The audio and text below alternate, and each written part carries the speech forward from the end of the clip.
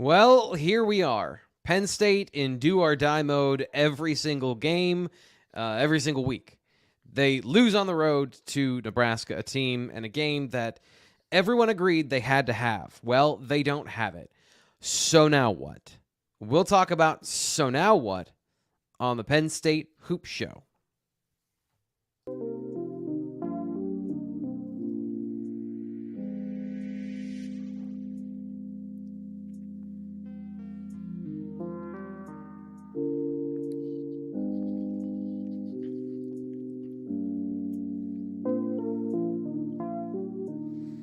Nate Bauer, basketball insider, joining us on the Hoop Show, as always, the star of the show. There are two stars, you, the viewer, the listener, and, of course, Nate. Nate, where do you want to start with yesterday's press conference, or what caused yesterday's press conference? I hate using this word, but it was kind of embarrassing the way they played against Nebraska. Ooh. Bad defense, turnovers, mental mistakes. And yet they were still in the game late into the second half, but they didn't get it done. So, yeah. So where do we pick up the pieces after that loss for the Nittany Lions? Yeah, let's start with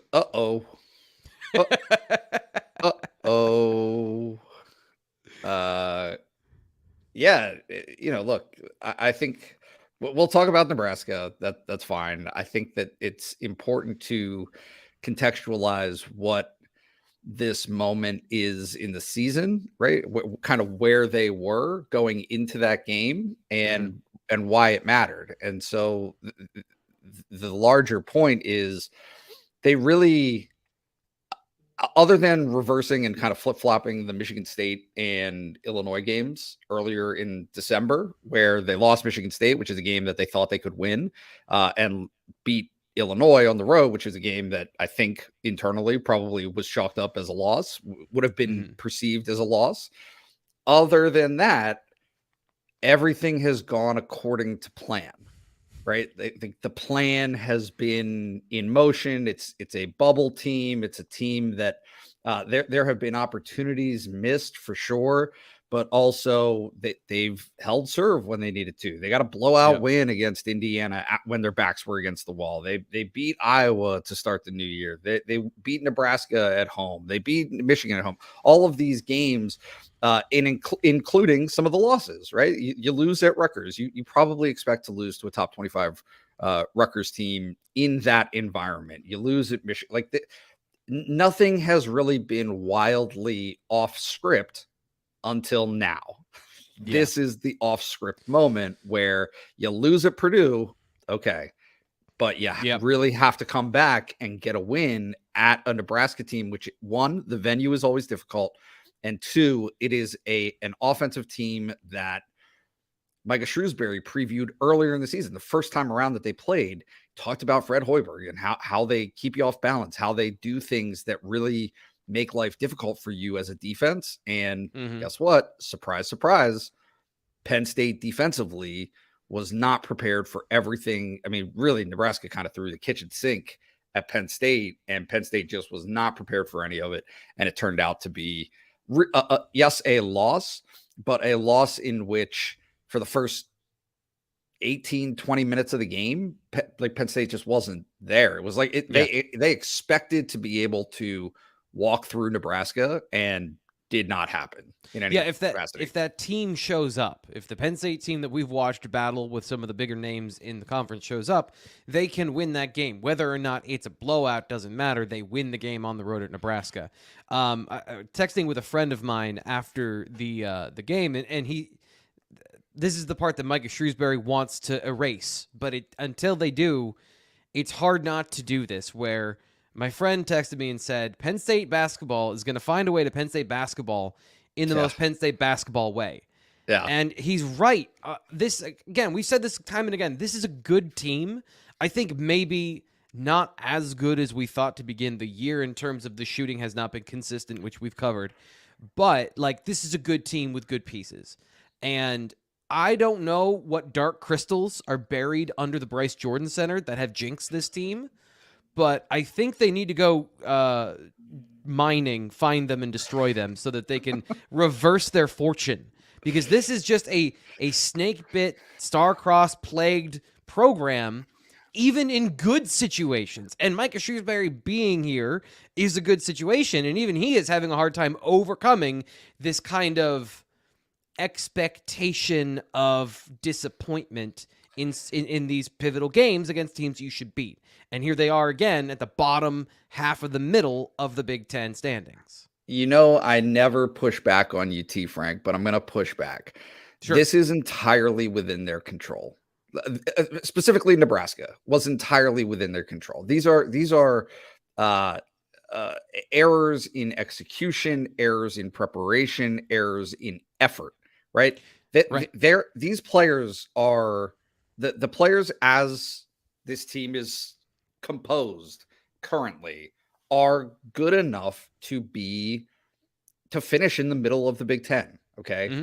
Mm-hmm. That until now is where they have been. They have been doing all of those things. They have had good wins. They have had letdowns for sure.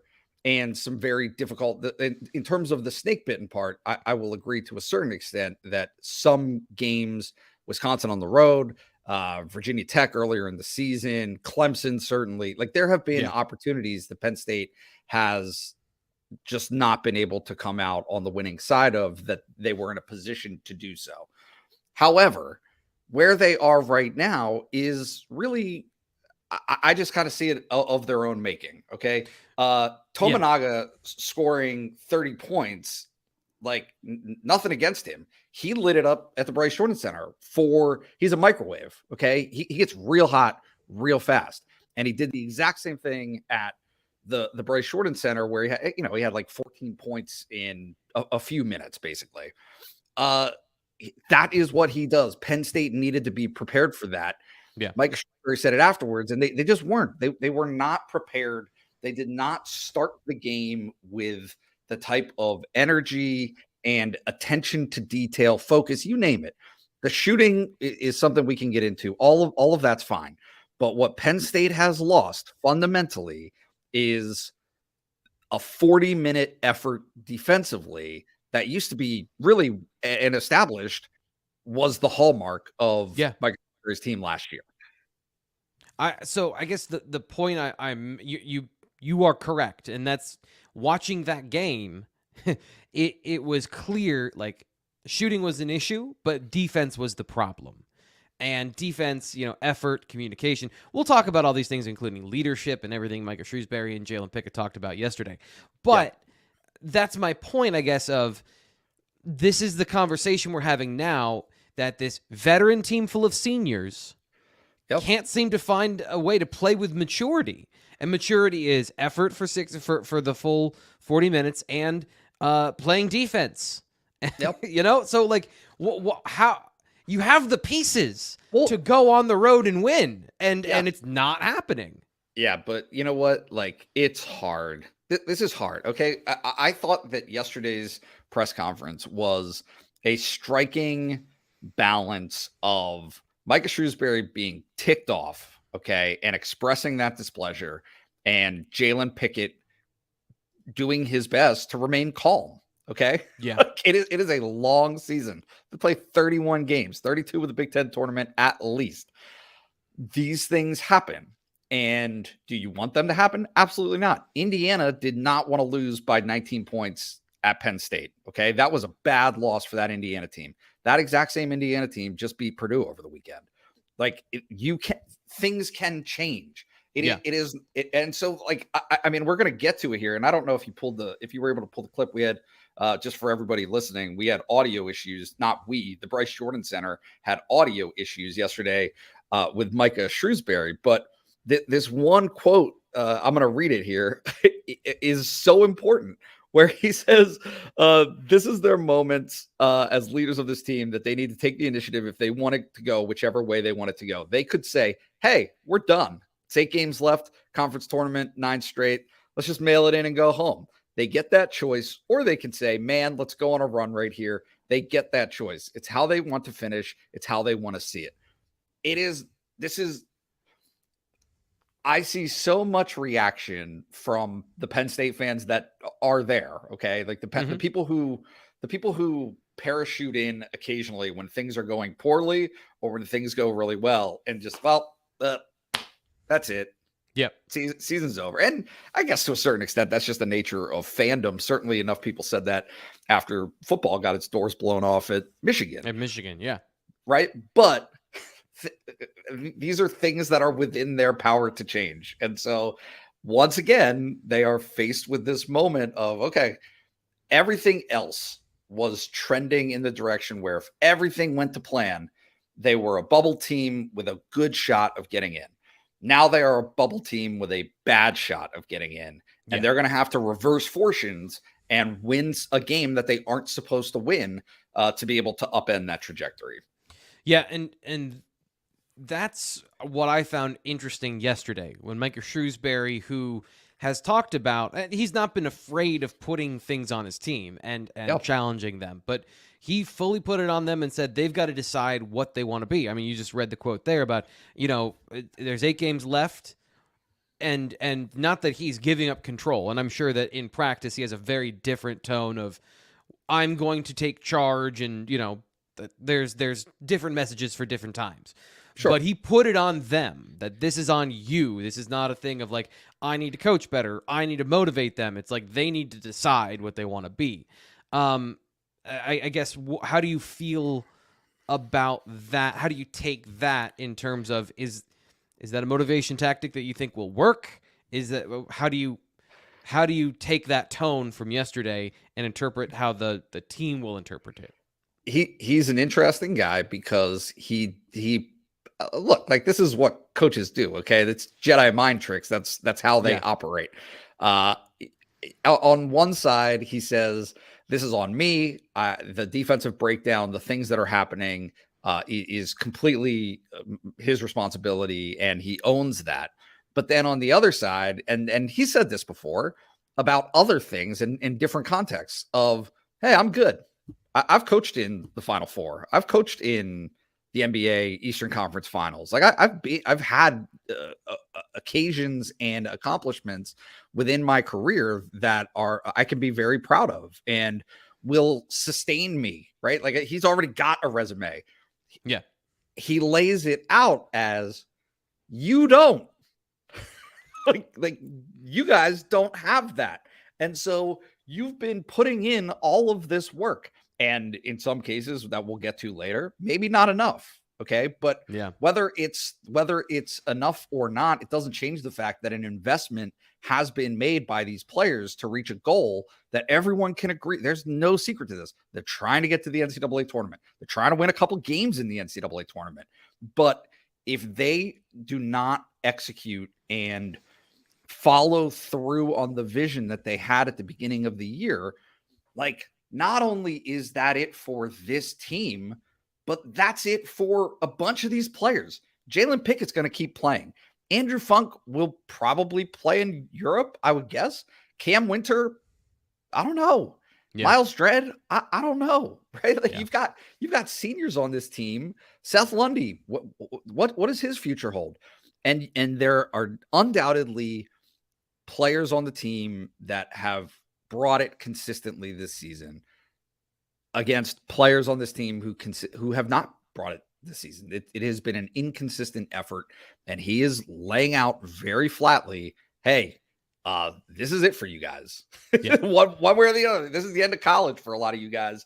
If you want to accomplish this, something has to change. More investment has to be made for that to become a possibility. Here's mostly how he phrased that. At some point in time, right, it's got to kick in that, like, this is it, right? Some of you guys don't get an opportunity. You're not going to be here. Season's over. It ends. Careers are over. Like, I'm going to be here. I'm going to be here. Like, I got a lot more years left. So I'm going to get a chance to coach again. I'm going to get a chance to try and accomplish what we want to accomplish. It's this or nothing. It's this or becoming an accountant. It's this or becoming a plumber. It's this or going playing in Croatia. So what is the problem And how do you fix it? Because that's obviously establishing there is a problem. What's next? What's the step forward to how to fix it? For the record, I don't know that anybody is in apprenticeship to become a plumber on Penn State's basketball team. So I just thought that was an interesting choice of laying out like accountant, plumber, or playing in Croatia, but it's not necessarily what they envisioned for themselves, I think is his point. Yes. Yeah, what's the issue? Certainly defensively, they have the road is its own animal. Okay, they've got to fix stuff on the road, and they need to get it together quickly to have a defensive cohesion that they have not had. We're gonna get into it here. They're 98th now in KenPom.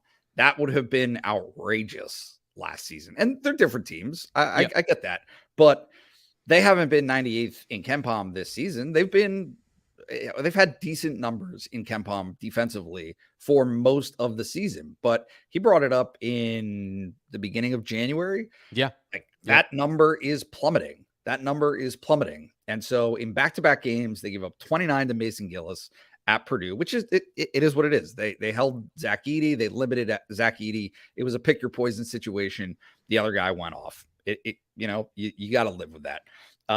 Tominaga at Nebraska goes for 30. You can live with some of that. You can't live with 7 backdoor cut layups right at the basket. Like you cannot live with being absolutely gutted in the lane and in the paint with it coming from guards. It wasn't the big man. It wasn't Walker at Nebraska that was crushing them, right? We know what Penn State's interior presence is lacking in terms of post defense.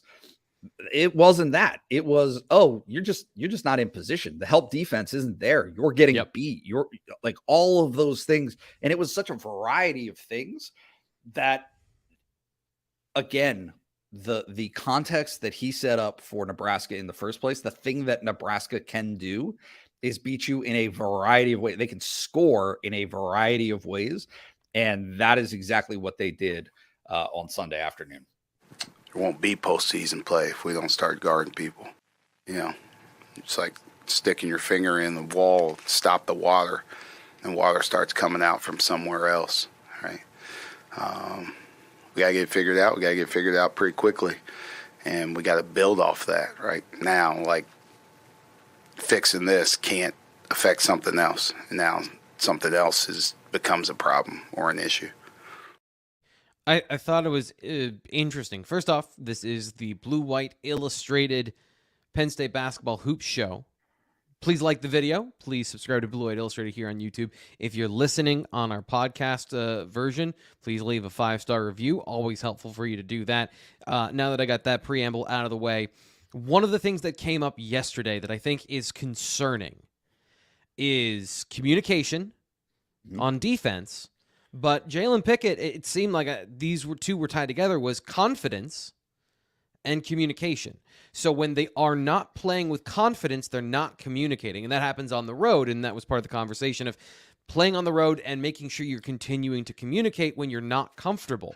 So these guys are going into it, again, veterans kind of going into a shell on the road, not over-communicating, not being a part of the defensive chain link structure, and then you get what you get. Is that a fair way of looking at that? I think it's a variety of things. He said it in the post-game interview, and this has been a theme, and it's seen as, or I view it as a little bit of an aside, but it's not. He is plunging the dagger. He said, our guys want to be scorers, right?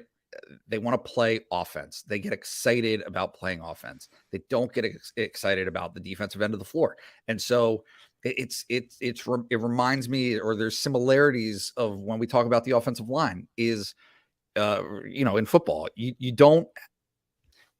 can play or give a great effort. Okay. But if one guy is making a mistake out of the 5, if 4 are doing the right thing and one guy isn't, and it's not necessarily the same one guy making that mistake every trip down the floor, you might have had 90% great defensive possessions, and the guy next to you might have had 90% great defensive possessions. But if the lapses for all 5 are happening at different times, it's a house of cards. Like that is the simplest way to explain what Micah Shrewsberry is saying about this. Is the defense itself is designed to protect weak players. They have weak defenders on this team. Miles Dredd is not great defending the perimeter. Andrew Funk has issues keeping up. His athleticism isn't there necessarily. Kebajai, all of these things are front and center of some of the issues that they have defensively. Okay, when you build a strong enough system that can compensate for that, it doesn't matter because you're all playing as one. You're all doing the same thing together. His major point that he has been hammering home this season is too often they're not all on the same page. Yeah. Bottom line. That I guess my point is that it sounded yesterday like Jalen Pickett was linking that a little bit with confidence. And if your confidence is shaken by your offense and you're not playing defense, then you have a total breakdown. There is not that you would expect a veteran team to have some sort of backstop, right? Of, okay, this isn't going right, but like we got to control something. Like, been through the ringer before, you've had these slumps before, you should know how to compensate. And it seems like, you mentioned the defense and then the offense doesn't work. And then all of a sudden, here we are. And I guess that's the interesting thing. And that's the dangerous thing to me is that if confidence is the issue, it's not going to get fixed. Like there's going to have something extra external or maybe coming from internally from some guy that's going to fix it. But confidence is a very fickle thing. When it's gone, it can just be gone. It is, but I think that's the argument, right? Is this is look, making shots is, I'm not saying it's luck. It's not in any way luck. Okay. But nobody makes them all, right? Like it is a failure sport. It's like hitting in baseball. You are going to fail more than you succeed, especially when you're shooting 3-point shots at the rate that they do. However, what you can bring every trip down the floor is your defensive focus, intensity, effort, all of those things. Those are within your power to know the script, to know if this, then that, if this, then that. Yeah. And so when they have that power, that is within their control. And until all of these guys buy in, it is blunt. Like those are the words that Micah Shrewsberry has used is buy-in. Until they're all buying in, you're like he's putting out this proposition of until the buy-in happens, you're not going to make shots. Yeah. Right. And the two might not seem connected, but that's his argument. Jalen Pickett's argument, and I don't know if Jalen Pickett actually believes this, but the way that this team plays is that if they are making shots, they're willing to play defense, right? Like it's reverse. They're okay with playing defense, and they'll get excited about playing defense because it will set up their next chance down the floor to shoot. Yeah, Shrewsbury's saying, no, you got it wrong. You got this backwards. If you are excited and making stops and glued and gelled and all that stuff as a defense, you will succeed offensively. And so you're at a loggerheads here where and this is to me a huge part of his responsibility. And you can't ultimately control it. You can't, as the head coach, you can't necessarily you can't perform for your team. Yeah. But he needs to be able to manipulate in some fashion, switching that mindset of these guys to be able to get excited, to be able to get locked in and focus on the defensive end of the floor. So let's talk about the offense. You have some numbers of where that's gone recently. So what have you found looking at the, what seems to be the systemic issue because of the way the team is playing? Yeah. So they've played 6 games outside of the Bryce Jordan Center so far this year, this calendar year. I'm talking since, and this went back even into the non-conference, playing outside of the Bryce Jordan Center. But in the 6 games since January 1st, these are all Big Ten games. The most they have scored is 69 points. So they have not cracked 70 points ever in away environments. The numbers are 69, 63, 60, 45, 60, and 63 points, which is an average of 60 points per game. Okay. Which is a problem when you consider the defense they've been playing. Correct. So that's an issue. Yeah. But also, and this is like extremely important to how I perceive this, is they're scoring 81.75 points a game in the Bryce Jordan Center. That's a huge difference. Like, it's a massive difference. Okay, it's only 4 games. It's only 4 games, but 83, 76, 85, 83. Those are the numbers that they've put up in Big Ten games in the Bryce Jordan Center this calendar year. So they have 11 games played. 1, 2, 3, 4. It doesn't matter. They have 11 games played this calendar year, and it's been night and day. I mean, when you've got a 20-point scoring differential between outside of the Bryce Jordan Center and inside of the Bryce Jordan Center, that's a massive, massive problem. You expect to have some level of success at home, but it cannot be that stark of a disparity. You look at it again, we get production from 3 guys on the road, and Funk hasn't shot it great, but he's still providing you with other things. And I thought Seth was playing at a high level and Pickett's been doing it. And now it's just what are you getting from other guys? And if we can, each night it might be somebody different, but you need a 4th guy to step up. You need a 5th guy to step up, and they don't have to. They got to do it in their own way. They got to play off those other guys, just to help them, just to balance different things. That is Cam Winter, and that is Miles Dredd, and that is Kevin Jai, Mikey. It's everyone. I think the heaviest, the onus is most on Dredd and Winter as guys who have, not only not had their numbers necessarily, but also aren't contributing in other ways. Cam Winter can be a scorer for them, but he can also be a facilitator.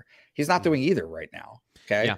Miles Dredd can be a facilitator as well, but also he is at Penn State to make threes, and his 3-point shooting, slumps are slumps. It happens to everybody, but this is just not the time for it. Where, I mean, it has really been a problem for him dating back to, I would say the middle of December. I pulled he 4 times he had double figure scoring in the first 10 games of the season. Mm-hmm. Since that time, he's had 1. Okay. He is 9 of 40 from 3-point in the 10 Big Ten games since January 1st. So the past 10 games, he's shooting 22.5% from deep. They need him. They need him. It's not you can feel bad and you can do,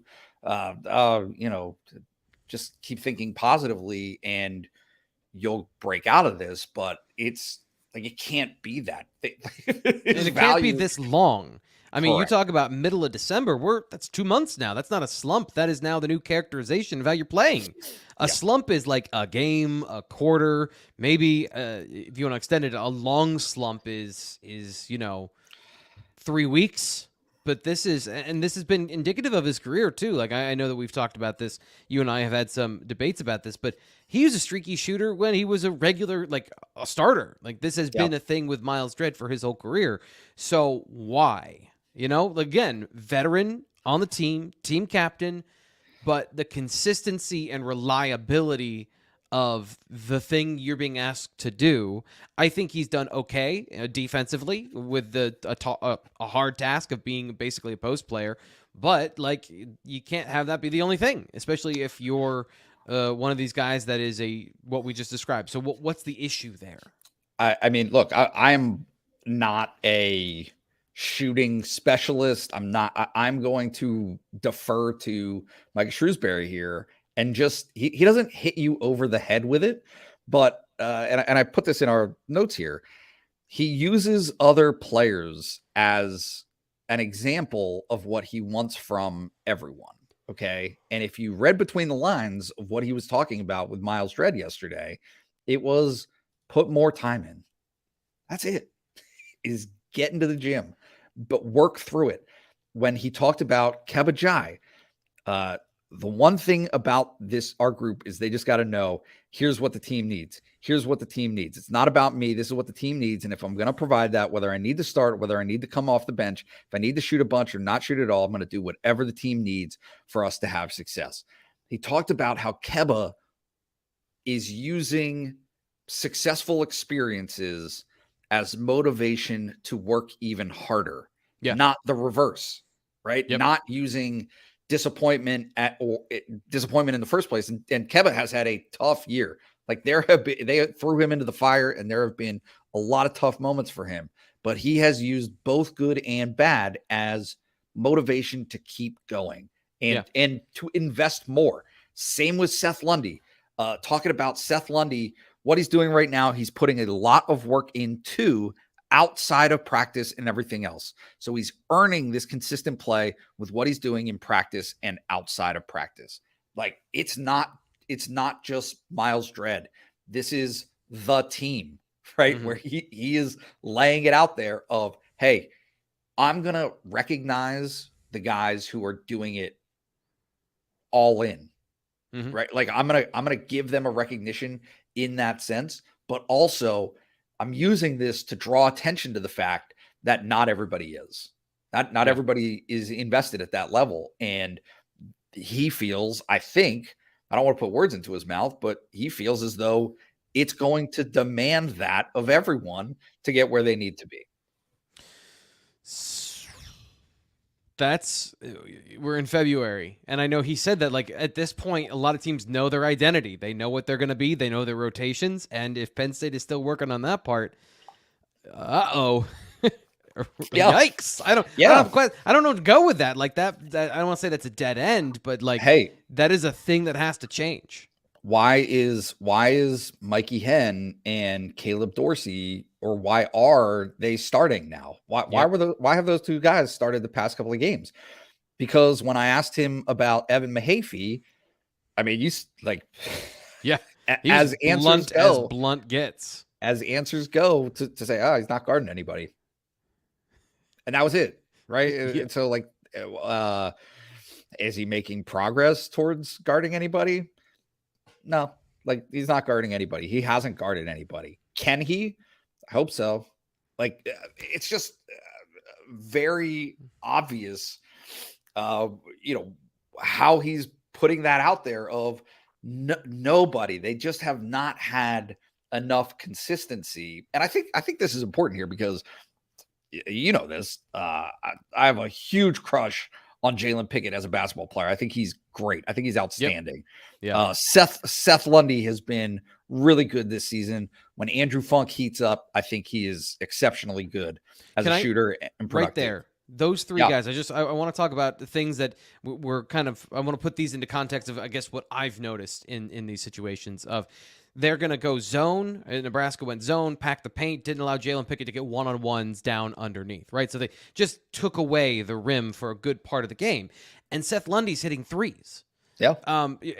Because the defense is drawn in. He's one of the guys that is stepping up in that situation of, okay, they're going to try to take one thing away. We'll go for another thing. And the three was important again at Nebraska, and they just didn't have enough people that could hit him.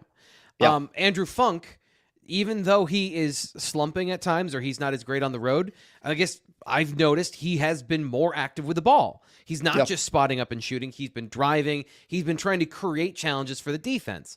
But then you get those opportunities for other guys, and they just I mean, it was painfully obvious to everyone, not to pile on Miles Dredd here again, but you don't see regularly where everyone goes, oh, wow, that's a lack of confidence because he's passing up wide open shots. Yeah. So like they need to have whatever it is, the buy-in, the mental fortitude, whatever it is. Outside of these three guys we've talked about, they're evolving and adapting. Everyone else seems to be kind of stagnant in what they were, and that gets figured out by other teams. Yep. No, I think you're spot on. Honestly, I do. I think it is problematic that they have two things. That is problematic, but it's not as though the three guys that we just mentioned are free of blame or responsibility as well. Like, this is everybody. Jalen Pickett has had defensive issues. Seth Lundy, who is one of the best defenders on the team and often is tasked with guarding the best opponents, like, he's had defensive issues at times, and he had some on Sunday. And obviously Andrew Funk has had defensive issues throughout this season. So it is not as though this is an us versus them situation of, oh, you have three guys who are bringing it and then everybody else isn't. This is a shared responsibility, and it includes the leaders. Like, it includes the captains that they have on this team. You have 4 captains. They need to be able to get the message across, get the buy-in, coalesce around a cause, and execute. Right. Yeah. And so it's going to be super interesting to see if they're able to do that in these last 8 games. And the next one is Wisconsin at home, thankfully for Penn State, at 8:30. So what do you see in this game? And is this an opportunity where Penn State they're at home, are they scoring 80 points in this game? Like, is this a win? Are we back on script? Yeah. No, I mean, I'm not going to pick a win or a loss, but certainly I think that Wisconsin, Micah Shrewsberry laid it out, right? That Wisconsin is going to be desperate as well. Wisconsin is in a precarious spot too. This is a team that also wants to get into the NCAA tournament, and it's something, I don't know if the Lunardi, brackets are out yet and some of the other bracketologists, but most of them have Penn State as like the first 4 out or last 4 out, and Wisconsin in the same category or close to it. They're living in the same sphere right now. And so, you get to go back to the Bryce Jordan Center, and again, I mean, 81.75 points per game at the Bryce Jordan Center this calendar year. If they put that up against Wisconsin, they will easily beat Wisconsin, because Wisconsin can't score 81.75 points. Right. Like, that's just not how they're built. But you got to do it. You got to do it. And I think that I agree with him in the sense that it is, so much of it is going to be dictated by whether or not they're there defensively. If they are bought in, if they do the things that they know that they're capable of, they held Wisconsin to 63 points on the road the first time around. If they can do even something similar, if they can hold Wisconsin in the low 60s, Penn State should have an excellent opportunity to win the game, and then see where the chips fall where they may. BlueWhiteIllustrated.com to follow along during the in-game thread. Nate, this is the last time we're going to talk this week. Nate's off for the rest of the week. So, semi-off. Maybe. Yeah, we'll see. We'll see. But definitely, I would hope the last time we'll hear him on the podcast, because I don't want to be making you work while you're not supposed to be working. So appreciate you sneaking us in so we can do this show early in the week if you're listening to this on replay later. Appreciate all your time today, Nate. Of course. Thanks for having me. That'll do it for the Hoops Show. We'll be back, of course, with the BWI Daily Edition. Penn State we'll have coverage of Penn State's Media Day, which is coming up Tuesday. We're recording before that.